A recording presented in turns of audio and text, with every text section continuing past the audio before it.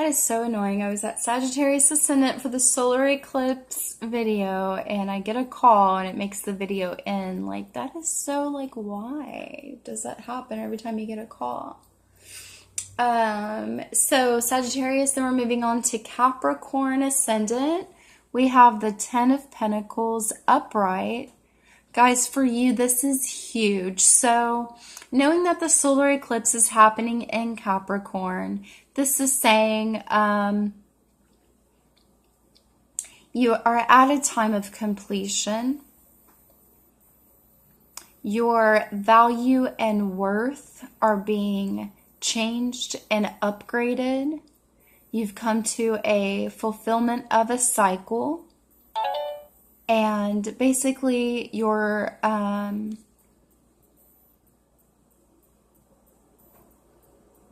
you can't go any further in this cycle. You've gotten all that you can. You've learned your value as much as you can. This also represents family inheritances, what you're building for your life. Taking a look at that. You got a healing fairy card that's a reverse letting go. Okay, so at the solar eclipse, you're being asked to go within to understand what is blocking you from letting go and surrendering. Letting go to welcome in this new cycle. Letting go to reflect on all that you've gained. Letting go of any limiting beliefs of your value, of your worth, of what you want out of your life, what you want to build in life. There is a need to understand that we do have so much control in our decisions and things like that, but there's a point where you do have to surrender to spirit. You do have to let go, that we don't call all the shots. We don't, we have to at some point say, okay, I want this, that, the other, and I understand I need to change this and that, but I'm also going to give it to you, God. I am going to remove this fear and this need to control things, this need to have things look a certain way, to be approved by society, Capricorns. And I'm going to let go and allow spirit to work in my life, to bring me to the next full cycle. Okay. Aquarius Ascendant, we have an Ace of Wands reversed. All right, so I'm going to pull this one up, but this one I believe means the heights of our ambition or the truth. Let's see. Ace of Wands. The thrust and lust of life is the inspiration and the divine spark. So Aquarius Ascendants, you guys during this time have a block as far as maybe what's inspiring you. You're not feeling as inspired at this time as normally. Anytime there's a reversed card, I believe Spirit is trying to tell us to take some time to get quiet in meditation, or you could call it prayer, whatever you call it, same difference to me. But be sure that during that prayer time, you're not just talking, that you're actually receiving insight and just sitting still and listening and understanding what is blocking you from your inspiration. What does make you happy? Don't be afraid to do whatever it is that will keep you inspired. For myself, to stay inspired, I look up, different things online.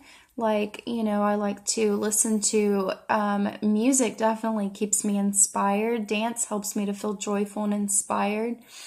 But to really feel inspired, I like to, and it's different for everyone, but this may help you, to watch very successful people, their biographies where they've come from, like an underdog situation, and they've been able to greatly achieve their purpose or their path, no matter the hardships that have stood in the way. That inspires me really greatly. And, you know, if you're just feeling a little down, then I would say look at some cute little puppies or kitties. You could do that as well. But know that you need to turn around this block, and you need to stay inspired, okay? Because without that spark, you're not good to yourself. You're not good to yourself or anyone else. We all have to stay inspired. We have to keep that light lit within. We have the magic of nature showing up from the healing fairies, and they're saying to just get out in nature. And this is, you know, one of the most inspiring things you can do, because there is magic in nature. There's so much grounding, so much beauty to be had. All right, that's what I have for you, Aquarius ascendants. Get outside, smell some roses, have some quiet meditation time outdoors.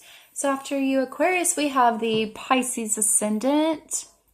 You guys, we have the Queen of Swords upright. It's a very Saturn-y card. Wisdom, cold teacher, life lessons. I'm going to pull her up here. The Queen of Swords, the cold teacher of wisdom, expression of ideas, communication, and nurturing ideas in others, gaining wisdom from others, somebody who speaks for others, advocacy, a teacher or trainer. So Pisces ascendant, you guys are the most evolved sign. Anyone with Pisces energy.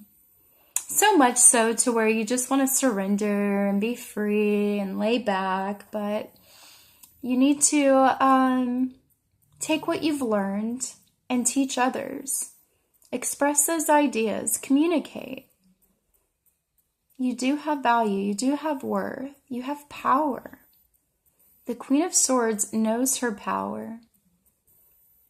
And though sometimes she may come across as cold, she's a great, wise teacher. And then we have a reversed happily ever after. That just means there's a block and a need to go within to meditate, to pray, to figure out what is blocking you, Pisces ascendant, from having your happily ever after. As you uncover that, and until you uncover that, you won't be able to have it. But as you do, more and more uncover it and heal that block, you're going to walk into it. And I feel like at this time during the solar eclipse, Spirit is really saying it's going to also have to do with expressing yourself and embracing what you've learned to teach others. Okay, that's how you get to your happily ever after. Do not block yourself. Your wisdom and words and thoughts are very important, Pisces. So guys, I hope that you found this helpful. I love you guys. I'm so upset this video split into 2 parts, but the solar eclipse in Capricorn is a huge game changer. Any solar eclipse, any eclipses change things up. They, you know, basically I feel like Spirit, you know, shuffles the dice, rolls it, and we got a whole different set of pieces we're working with, or environment. Being that this solar eclipse has Saturn, Pluto, Mercury, and the moon as well.